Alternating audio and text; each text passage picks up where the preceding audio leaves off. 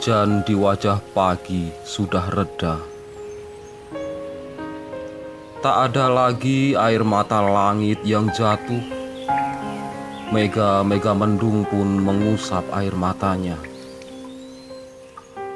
Yang tersisa hanyalah butiran-butiran bening di pucuk-pucuk daun cengkeh yang mulai memerah.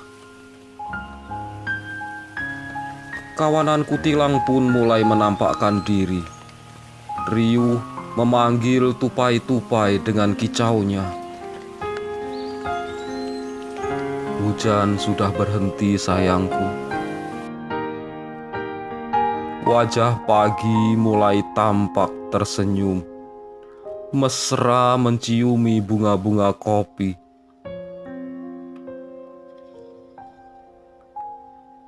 Tak usahlah kita ke ladang hari ini, sayang.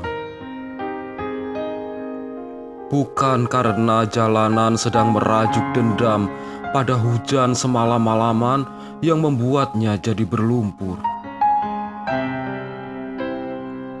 Bukan karena hati ini berhenti berharap pada tunas-tunas muda pohon-pohon karet kita.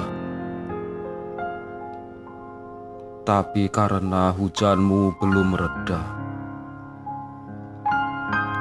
Tetesan air bening dari bola matamu menggenangi semangatku hari ini, menahan kerinduanku pada tanah ladang. Aku tahu hatimu sedang penuh sesak dengan banyak hal yang begitu lancang memasuki telingamu, berebut masuk, menyesak di ruang batinmu. Sama seperti rumah ini, penuh sesak.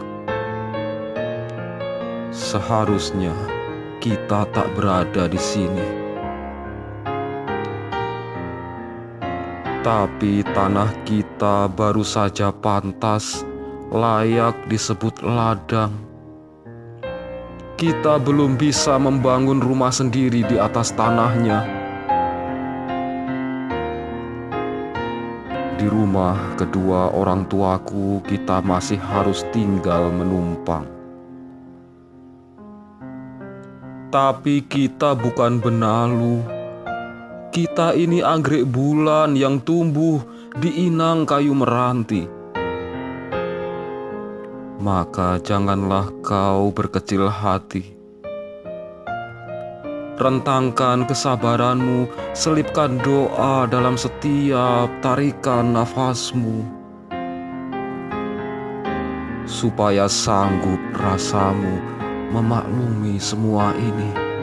Tinggal di rumah keluarga besar dengan 10 orang anak, dan 3 diantaranya sudah pula berkeluarga. Dan kita salah satunya. Kau masih ingat, sayang? Kau tertawa lepas, berderai, melihat nakalnya siamang-siamang kecil mengacaukan bibit-bibit pohon karet kita dengan suara teriakan-teriakannya yang begitu bising. Tapi kau tersenyum dan mengatakan, siamang-siamang itu begitu lucu dan menggemaskan.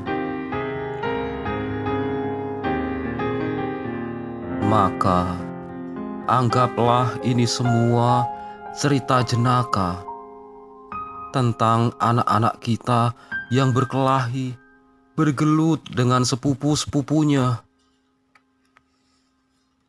tentang piring-piring kotor yang menggunung di kaki sumur setiap pagi.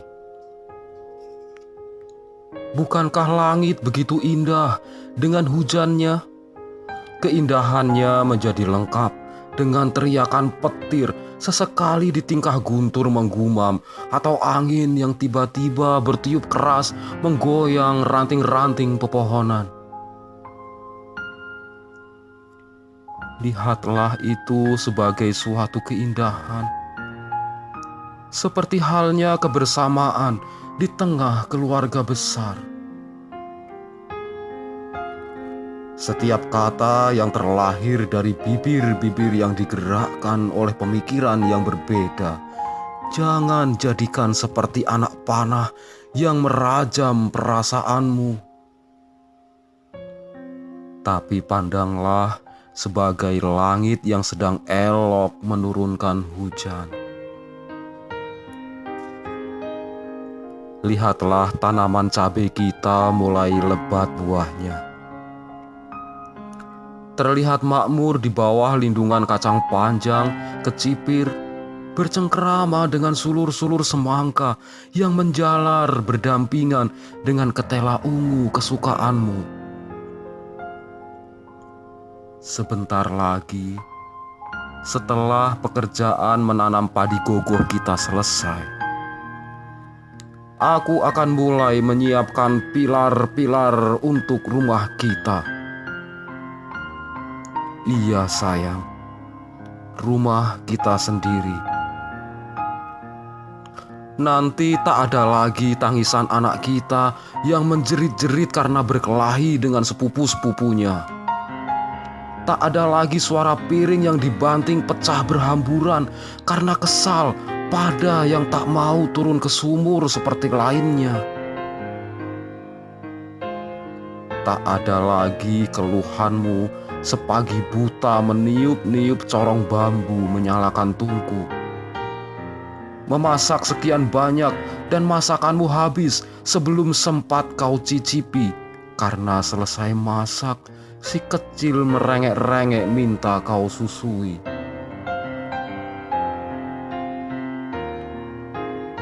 Hujan pasti ada redanya. Kemarau panjang pun ada akhirnya. Semua silih berganti.